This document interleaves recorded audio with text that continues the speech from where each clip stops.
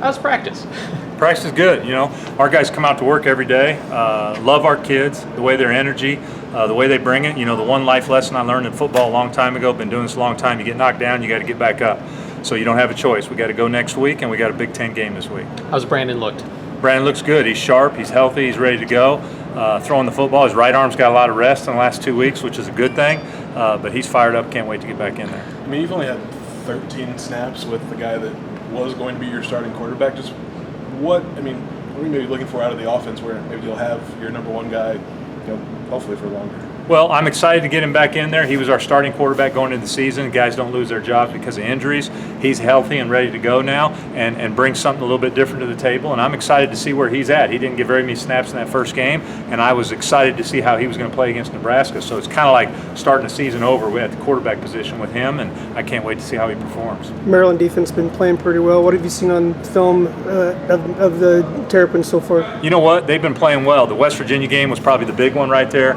They're good in the back end. They're experienced. Number 12 and number 3 are both good players back there. Up front, you got 97. I mean, they've got some good players that have played a lot of ball, and it's going to be a challenge for us. Tony, what do you make of what Chase Brown brought you guys now that he was back and able to get some reps out there? Love Chase Brown. You know, brings a lot of experience, a lot of juice. Knows what he's doing back there, hammers the hole, gets the dirty yards we talk about. Very excited to have him back in the lineup. And I wanted to ask you about Josh. What did Josh McCray show you over camp in the first weeks of the season to get him more involved in the offense? Well, he's shown me that he's a freshman that's ready to play. Sometimes freshmen just aren't ready to play. And those last 2 weeks at the camp right there, we were kind of like, hey, this kid might be ready to play. We've got him in there, and now he's getting going, and he's obviously going to be a freshman that can play for us this year and give us something. Kind of a change-up. He's a bigger guy, obviously, and maybe does he bring something a little different than what you guys have in the room? Yeah, you got a big back. Now, he's a big body coming downhill, and those linebackers and safeties got to come tackle him the whole game. I wouldn't want to tackle him right there, so excited to have someone like him in the backfield. Does the playbook possibly have a little more options for you with Brandon back? You know what, Brandon, we got a lot of options there, but Brandon brings a lot of things to the table, but so does everybody else we have in there as far as our line, our running backs. We just got to go out and do a better job of executing on offense and the little things, not having the mental mistakes out there. We've scored early in the second half and done well. We got to start the game a little faster.